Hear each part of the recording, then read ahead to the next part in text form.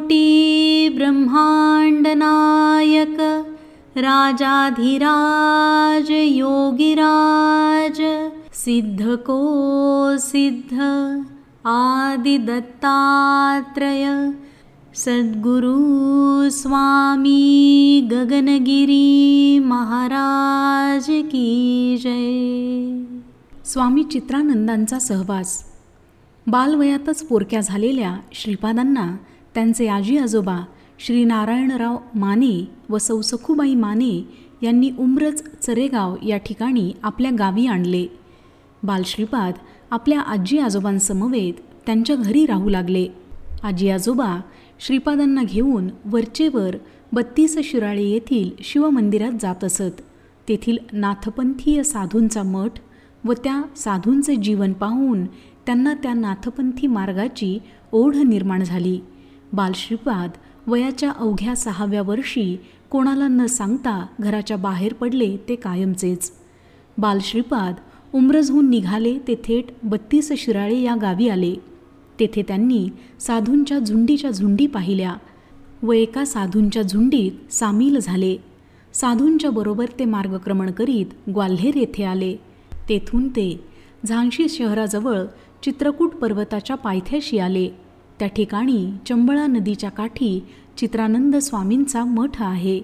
बालश्रीपादांनी चित्रानंद स्वामींची भेट घेतली व आपली सर्व हकीकत त्यांना कथन करून आपला निश्चय सांगितला व म्हणाले, मला परमेश्वराला भेटायचे आहे, आपण मला परमेश्वराची भेट घडवून द्याल का?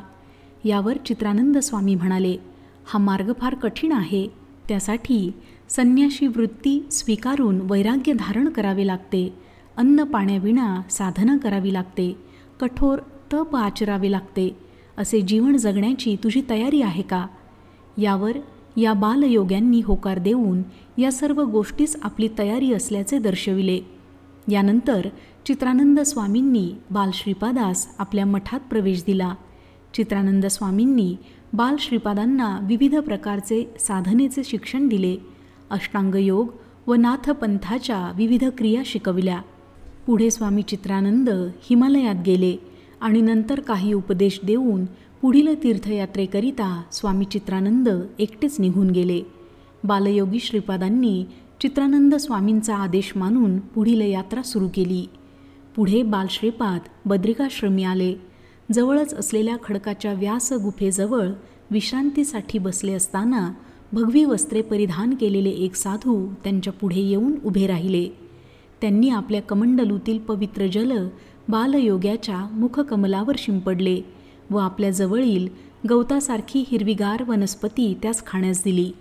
ते साधू बालश्रीपादांना आशीर्वाद देत म्हणाले, तुझ्याकडून सकळ मानव जातीचे कल्याण होईल, तुझ्या वाचेला दिव्य शक्ती लाभेल व तू बोलशील तसे घडेल, तुला सर्व सिद्धावस्था प्राप्त होईल, आता तू दक्षिणेकडे प्रयाण कर। आणि असे सांगून ते साधू गुप्त झाले। आता बालश्रीपादांनी हिमालय सोडला व ते दक्षिणेस निघाले। या प्रवासात स्वामींनी अनेक पवित्र तीर्थस्थानांना भेटी दिल्या व दरम्यान योग्य एकांत स्थाने पाहून तपसाधनाही केली। त्यागुनी सर्व सुखास धरिली वैराग्याची कास, ऐसे परमोच्च साहस बालपणीच केले आपण।